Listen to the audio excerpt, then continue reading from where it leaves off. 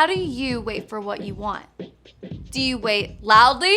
This is taking so long! Maybe you've perfected the slow burn.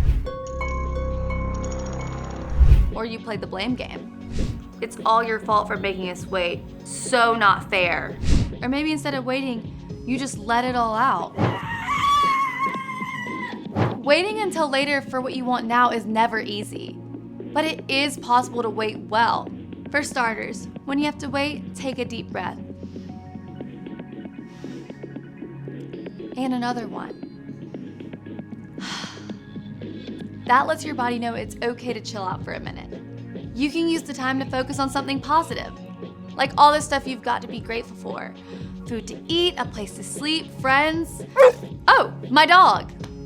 And you can take time to remember what's true, that God is always right there with you, even if you have to wait. In fact, God can give you patience as a special gift. Waiting well with patience can actually make you wise. When you choose to be patient with your little sister, or when you draw a cool picture instead of complaining while you wait at the doctor's office, others can see God at work in you. You can say, I'm gonna keep waiting for you, God. That's why patience is an amazing way to worship God with your life. Because worship is about more than just singing loud, it's all about living loud.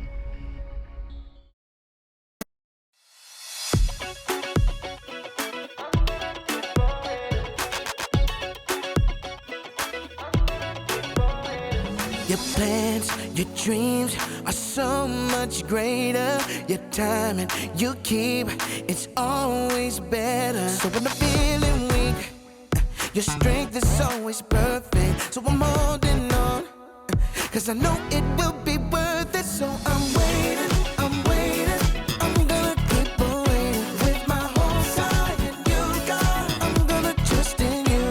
And while I'm waiting, I believe that you are never leaving me. I'm waiting, I'm gonna keep on waiting for you. I'm gonna keep on waiting for you.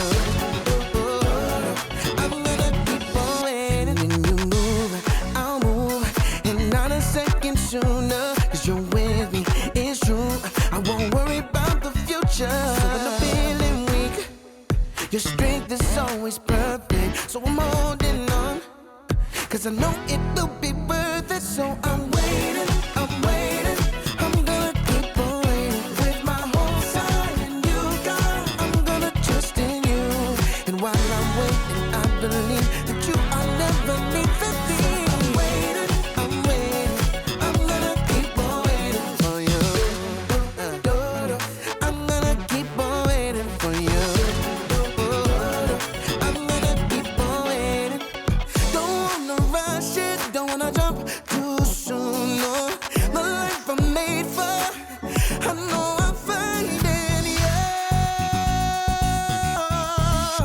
So I'm waiting, I'm gonna keep on waiting. With my whole heart in you, God, I'm gonna trust in you.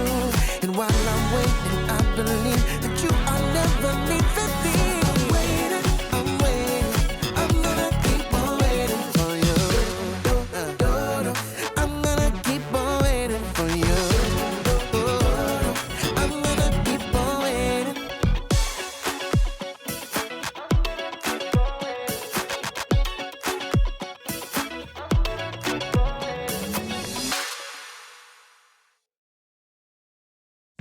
What? Hey, welcome to Story Lab. This week, we're talking about patience, while we take a look at the story of what it means to wait well. What is wrong with this bottle?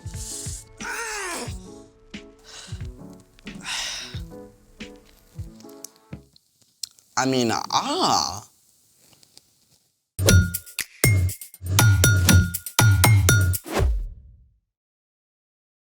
Hey, I'm Skylar. And I'm Sebastian, We're talking about patience. which is waiting until later for what you want now. You maybe should have waited until later for lunch. What? Why? Because our guest today is an expert in lunch, or dinner, or really anything you can grill. What about a second lunch?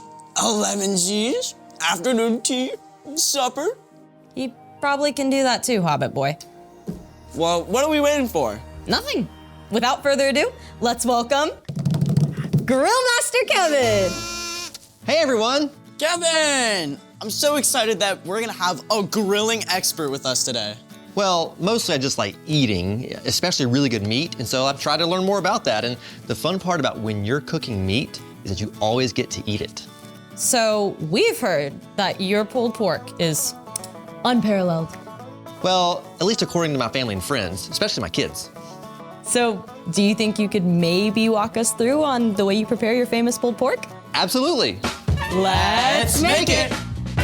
All right guys, first you need to trim up your pork shoulder and put a dry rub like all over it. Well, what does trim up mean? Well, trim up means when you buy a pork shoulder, it's gonna have a lot of fat on it. So you wanna trim off some of the fat because if you have too much fat, it's not gonna taste very good and it's probably not even gonna cook very well. So what is dry rub? Well, dry rub is what you use to season the meat and to make it taste good, and it can break down a lot of the fatty tissue inside. So you take the dry rub and you put it all over the meat. You wanna get the top, the sides, the bottom, everywhere, all around it. Put plenty of it on there until it's good, it's nice and covered. So then you wanna leave it in the fridge overnight, and then the next morning is when you start to prepare the smoker by starting some coals in your smoker, and then you gotta wait for that too to burn down and get ashy so you know the coals are ready. Now once those coals are ready, you wanna pick out some wood logs from the wood pile. Now this one right here, cherry wood, smell that. That smells really good. You can smell the cherries in it, really. And so you wanna have your wood logs nice and dry though, because if they're not dry, it's gonna give a lot of gross smoke and the meat's not gonna taste good. But for your wood to get ready, it's gotta wait outside in the elements for 6 months to a year so it can actually get dry. Now, that's a long, long wait. Yeah, that is. So you wanna add a few wood logs to the charcoal to start a fire in the smoking wood chamber. And then finally, you can take the pork shoulder out of the fridge and put it on the smoker grill. But you have to leave it on there for like 5, maybe 6 hours. But don't look at it, really, don't look at it. Why? There's a saying that says, if you're looking, you ain't cooking, which is true. When you open the lid, you release the heat on your grill, which can slow the cooking process. Now, after 5 to 6 hours, you can check the temperature to make sure that it's at least 165 degrees. After 5 or 6 hours. That's a long time. It is a long time, but we're still not done yet. Next, you pull it off, you wrap it in butcher paper or foil, and you put it back on the smoker for another 2, maybe 3 hours, or at least until the meat has reached a temperature of 203 degrees. Is it ready yet? I'm getting really hungry. It's not ready yet, nope. You take it off the smoker at that point. You wrap it in big towels and you put it inside a cooler and let it rest for about 2 more hours. And then finally, at long last, you can pull it apart and start to eat it. 2 more hours? That totals close to 11 hours? Yeah, it's a long time. But a brisket, if you're smoking a brisket, man, that could take 24 hours on the smoker. Well, what happens if you don't wait and you try and skip some of the steps? Well, if you skip some steps, the meat could end up dry, it could end up tough, it definitely won't pull apart very easily. It's definitely not gonna be as tasty or delicious. And finally, guys, after all that waiting, here is the finished product. That smells heavenly. The presentation, the smell, the look of it, perfect. Well then, guys, I'm gonna use my trusty claws right here. We're gonna pull it apart a little bit, and would you guys like some? Like try? Yes. Oops. All right, well, ladies first. Thank you. Let's see what we got here. And there you go. Wow. All I can say, best second lunch I've had in forever. Glad to hear it. Thank you so much. My pleasure. My stomach is so happy, I can't wait for dinner. Speaking of waiting, it's time for The story before the story. Today, we're in the book of Proverbs, which is a collection of wise sayings, many from King Solomon. Solomon became king at a very young age. He was worried about leading an entire nation with so little experience. One night, God spoke in a dream and told Solomon that he could have any gift he wanted. Solomon could have asked for money or power. But instead, Solomon asked God for wisdom so he could be the best leader for his people. God listened and honored Solomon by making him the wisest man on earth.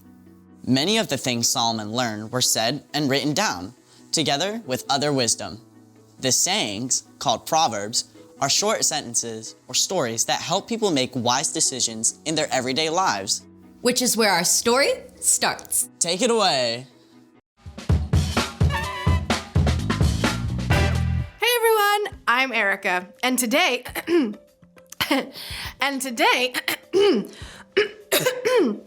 so sorry, hold on a second.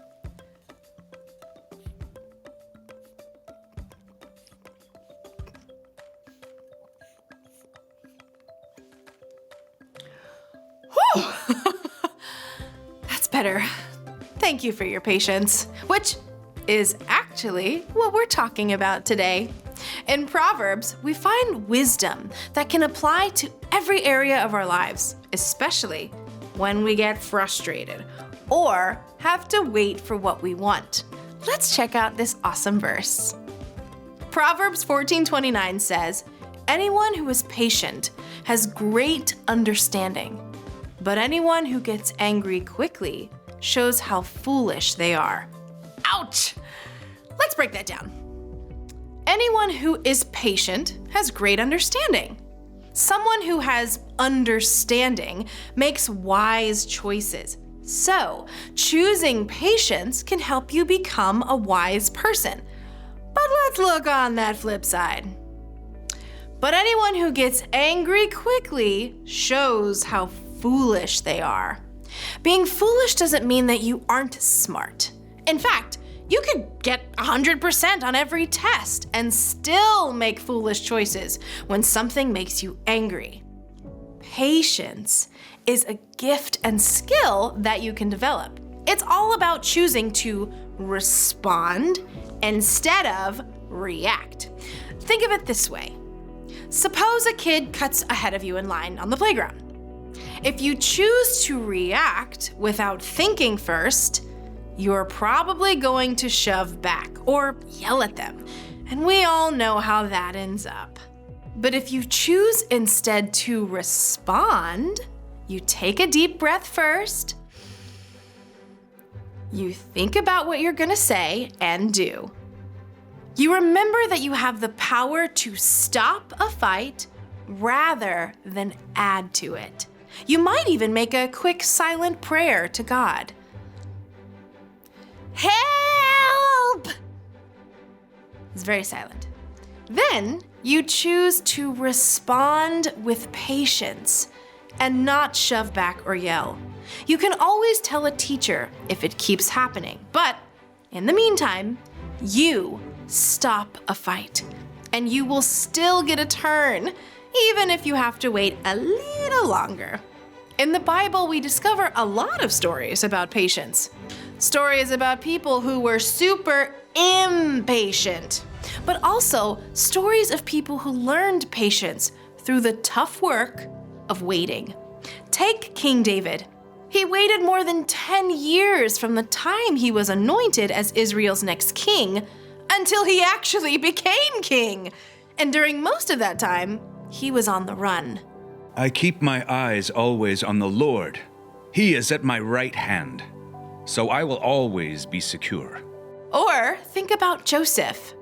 He also waited years and years from the time his brothers sold him to be enslaved through unfair imprisonment to when he was released and put in charge of all Egypt. Joseph later told his brothers, "You intended to harm me, but God intended it for good." And finally, remember Jesus. Jesus chose to be patient at all times, both with his friends and family, who often misunderstood him, and with his enemies, who constantly tried to trick him. Jesus is a perfect example of patience, and David and Joseph can also show us what it looks like to wait well. Let's take one more look at our verse. Anyone who is patient has great understanding, but anyone who gets angry quickly shows how foolish they are. So, choose to take a deep breath, Choose to respond instead of react. Choose to do something creative or helpful with your time. And pretty soon, you'll discover what it looks like to wait well. The end. Gotta admit, I usually get it backwards. Speak first, think second. Yeah, for me, it's more about holding my tongue when I have to wait a long time, like on a road trip. Are we there yet? Hey, I am not the perfect model of patience either, but I can say that I'm growing. I'm more patient now than I used to be. So, what's our part in the story? Our role is to learn how to wait well. And there are lots of ways to do that. The first and best way to wait well is to ask God for help. Paul wrote that patience is actually a gift from God's Spirit. You can also wait well by finding something to do with your waiting time, like encouraging someone. You could even make the time go faster by building an awesome brick creation. Or surprising your mom by taking out the trash before she asks. Another great way to wait well is to make yourself take a couple of deep breaths. And give yourself time to think before you react. You can also remember what's true, that God loves you and has a good plan for you, even when you have to wait. And God is always with you when you wait. Even on a 10-hour road trip when your little brother is poking you in the back seat. Even then, I'll see you next time. Bye. So here's the thing. Waiting can make you wise. Waiting can also make you some really, really yummy food. It's still hours to dinner time. Yeah, but right now it's officially Story Lab snack time. yes. Yes, it is.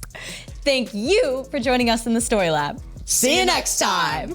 Pickles. Kevin, it was so awesome of you to do our waiting for us. My pleasure.